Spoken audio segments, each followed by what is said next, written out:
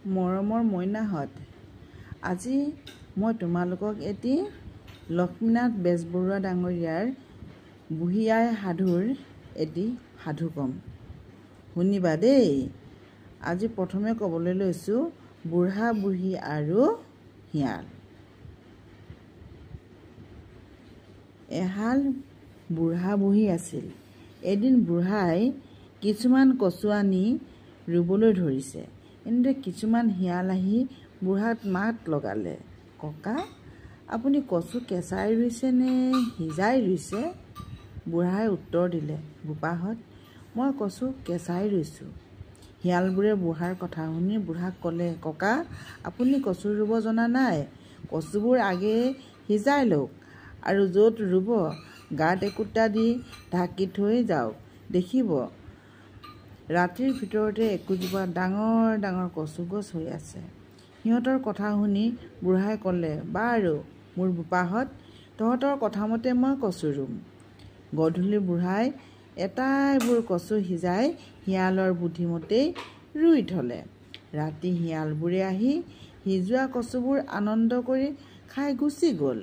পিছদিনা বুঢ়াই ৰাতিপুৱাই কচুবাৰীত কচু চাবলৈ গৈ দেখে যে কচু এটাও নাই। তেতিয়া বুঢ়াই শিয়ালৰ ফাঁকিটো বুজিব পাৰি লাজতে তলমূৰকৈ বহিল। ইয়াৰ কিছুমান দিনৰ মূৰত বুঢ়াই এটা বুদ্ধি সাজি বুঢ়ীক ক'লে যে, বুঢ়ী, আজি তই মোৰ গাত কিছুমান লালি গুড় ঢালি থ।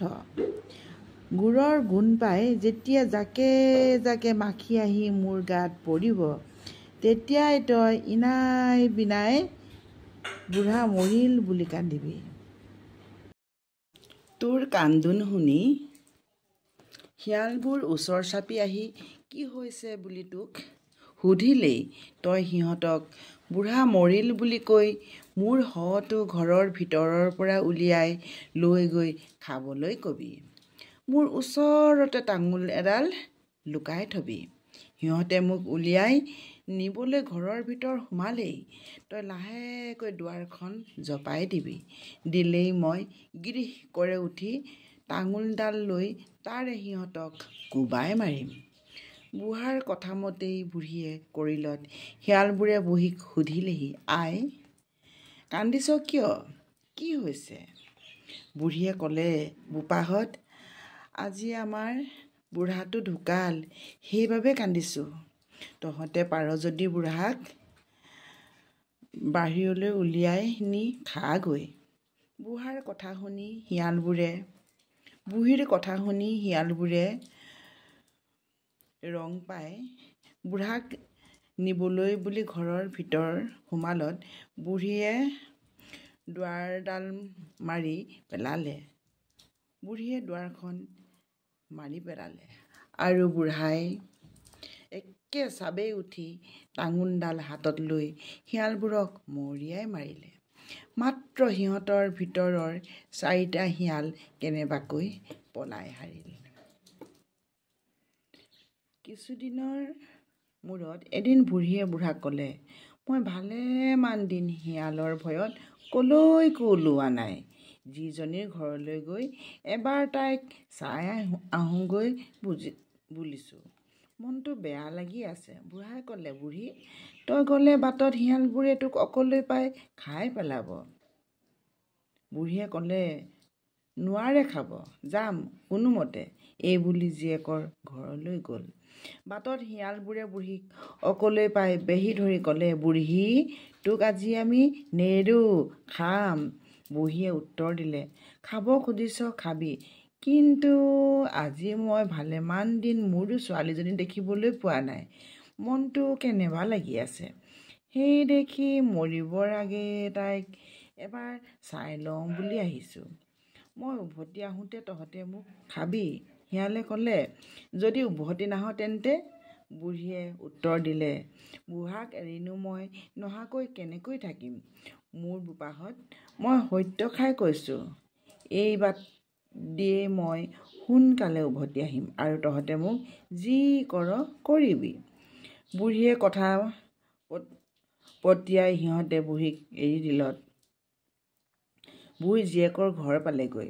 জীয়েকৰ ঘৰত কিছুদিন খাই লৈ থাকি বুঢ়ীয়ে উভতি আহিবলৈ ধৰি জীয়েকক শিয়ালবোৰে সৈতে হোৱা সকলো কথা ক'লত জীয়েকে মাকক ক'লে, আই, মোৰ ঘৰত এটা ডাঙৰ লাওৰ খোলা আছে। তুমি তাৰ ভিতৰতে সোমাই বাগৰি বাগৰি গৈ ঘৰ পাবাগৈ। শিয়ালে তোমাক নেদেখে। বুঢ়ীয়ে জীয়েকৰ বুদ্ধিমতেই লাওটোত সোমাই বাটে বাটে বাগৰি গৈ আছে। এনেতে শিয়ালবোৰে দেখি কোৱাকৈ কৰিবলৈ ধৰিলে, এইটো বৰ আচৰিত কথা। লাওটো কেনেকৈ বাগৰি যাব লাগিছে? ই নিশ্চয় লাও নহয়, ইয়াৰ ভিতৰত কিবা আছে। এই বুলি সিহঁতে লঠিয়াই লঠিয়াই লাওটো ভাঙি পেলায়। লাওটো ভাঙিলত তাৰ ভিতৰৰ পৰা বুঢ়ী ওলাই পৰিল। সিহঁতে বুঢ়ীক দেখি আনন্দত খেক খেক হুৱা হুৱা কৰিবলৈ ধৰি ক'লে, বুঢ়ী, তই আমাক ফাঁকি দি পলাই যাবলৈ ধৰিছিলি। এতিয়া কি হ'ব? আমি তোক এতিয়া খাম হক। বুঢ়ীয়ে